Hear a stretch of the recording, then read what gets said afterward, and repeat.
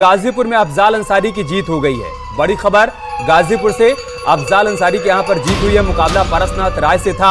एक साफ सुथरी छवि लेकर भारतीय जनता पार्टी ने उनको चुनावी मैदान में उतारा, लेकिन फिलहाल अफजाल अंसारी से उनको हार का सामना करना पड़ा है, उनकी शिकस्त हुई है।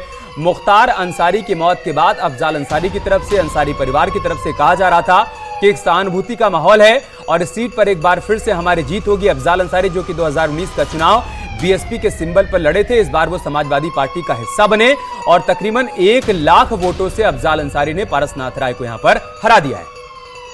तो बड़ी खबर आ रही है। अब देखिए तस्वीरें क्लियर होती जा रही है। अफजाल की जीत 1 लाख से ज्यादा वोटों के अंतर से हुई है और हमारे सभी खास मेहमान इस वक्त हमारे साथ मौजूद हैं। Alok Awasthi BJP spokes person हमारे साथ जुड़े हैं। सौरभ दुबे पॉलिटिकल एनालिस्ट इस वक्त हमारे साथ स्टूडियो में मौजूद हैं। प्रदीप भाटी जी एसपी स्पोक्स पर्सन इस वक्त हमारे साथ स्टूडियो में है और हमारे साथ वीरेंद्र चौधरी जी भी हैं। समाजवादी पार्टी का रुख पहले कर लेती हूँ। अब आप कम से कम बीएसपी के लिए तो ये नहीं कहेंगे कि बीजेपी की बी टीम है?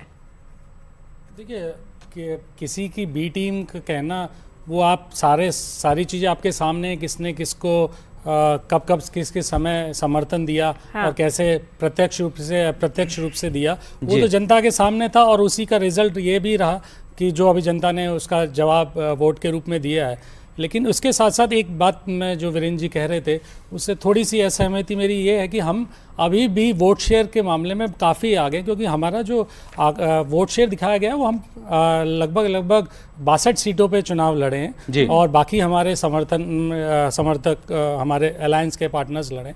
तो जो हमारा वोट शेयर है वो उन 62 सीटों का है। अगर उसको जोड़ेंगे तो हमने 2022 से बहुत बेहतरीन प्रदर्शन किया है वोट शेयर में भी, और 2019 से तो हमने अपनी सीट्स इतनी आगे बढ़ी। उसके अलावा अभी 14 सीटें जिस पे अभी चुनाव चल रहा है, 14 सीटें ऐसी हैं जिनमें बहुत थिन मार्जिन है, उसमें समाजवादी पार्टी के फेवर में बहुत थिन मार्जिन है। अंतिम परिणाम आने तक आप इंतजार करेंगे, ठीक बात है। आलोक जी को भी एक बार चर्चा में शामिल कर लेते हैं। जी आलोक अवस्थी जी, 80 में 80 को लेकर लक्ष्य लेकर आप आगे बढ़ रहे थे, लेकिन इसी बीच एक बड़ी खबर आ रही है, वो बता देते हैं। कांग्रेस प्रत्याशी तनुज पुनिया की जीत हो गई है। बाराबंकी से तनुज पुनिया जीत गए हैं। 2019 में उनको हार का सामना करना पड़ा था, लेकिन एक बार फिर से पार्टी ने उनको चुनावी मैदान में उतारा और तनुज पुनिया यानी पीएल पुनिया के बेटे तनुज पुनिया ने इस सीट पर जीत दर्ज कर ली है।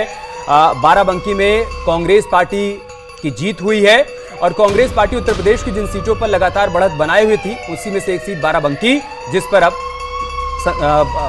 कांग्रेस पार्टी की जीत हो गई है। जी आलोक जी हमारे साथ बने हुए हैं। आलोक जी, पहला रिएक्शन तो आपका इसी पर चाहेंगे। जो नतीजे उत्तर प्रदेश में आ रहे हैं, कहीं भी आप लोगों को यह अंदाजा था कि ऐसा हो सकेगा? अंबेडकर नगर से भी बड़ी खबर, माफ कीजिएगा रोक रही हूँ, अंबेडकर नगर से भी बड़ी खबर, वहां पर भी समाजवादी पार्टी की जीत हुई है, लालजी वर्मा जीत गए। जी बोलिए आलोक जी। देखिए, उत्तर प्रदेश के नतीजे निश्चित रूप से जो है हमारे लिए एक सोच का विषय है कि ऐसा क्यों हुआ है, और निश्चित रूप से हम अभी इस पर बैठेंगे, हमारे नेता चर्चा करेंगे और आपको बताएंगे भी। लेकिन भारतीय जनता पार्टी की केंद्र में सरकार, हमारे एनडीए का बहुमत है और भारतीय जनता पार्टी केंद्र सरकार नरेंद्र मोदी जी के नेतृत्व में बनेगी और भारतीय जनता पार्टी की जितनी सीटें इस समय दे रहे हैं वो कुल मिला के इंडिया अलायंस के जो सारे दल उन सबके वोट, उन सबके सीटों से बहुत आगे है। हमारा वोट शेयर, अगर खाली यूपी की बात करते हैं तो यूपी में भी हमारा वोट शेयर जो है समाजवादी पार्टी से लगभग 10%। अभी वोट शेयर को रहने दीजिए आलोक जी, उसका आप एनालिसिस बाद में करिएगा। मेरा सवाल था कि 80 में 80 जीतने का लक्ष्य लेकर आप आगे चले थे और आधे पर सिमट रहे हैं, 39 सीटों पर सिमट रहे हैं। बहुत सारी ऐसी सीटें, वीवीआईपी सीटें आपके बड़े चेहरे इस चुनाव में हार गए। आप जाहिर सी बात है कि इसका आकलन करेंगे, अवलोकन करेंगे, लेकिन एक बड़ी बात यह सामने आ रही है कि प्रत्याशियों के चयन में क्या कहीं ना कहीं चूक हो गई आपसे। मैं इस पर आपका रिएक्शन लूंगा, लेकिन बड़ी खबर आ रही है वो बता देते हैं। मुजफ्फरनगर से और देवरिया से भी आ रही है। देवरिया से बीजेपी की जीत हो गई है। शशांक मणि त्रिपाठी यहां से बीजेपी की तरफ से चुनावी मैदान में उतरे, प्रत्याशी यहां पर बदला गया और बीजेपी ने सीट जीत ली है। देवरिया में कमल खिल गया है। हालांकि विधानसभा चुनाव में भी देवरिया और बलरामपुर, गोंडा, वो तमाम इलाके थे जहां पर पार्टी ने अच्छा प्रदर्शन किया था, तो देवरिया में कमोबेश ये अंदाजा लगाया जा रहा था कि बीजेपी की जीत होगी और वही हुई। शशांक मणि त्रिपाठी की यहां पर जीत हो गई है। आलोक जी, मेरा सवाल यही था, क्या प्रत्याशियों के चयन में थोड़ी सी चूक हो गई,